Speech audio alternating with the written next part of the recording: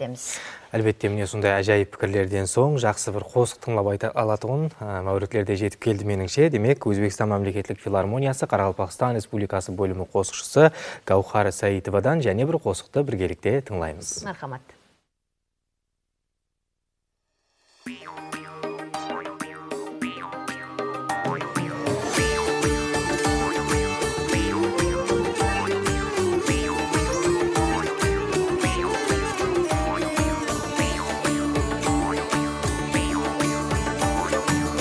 Şaban bir gül xabar jayın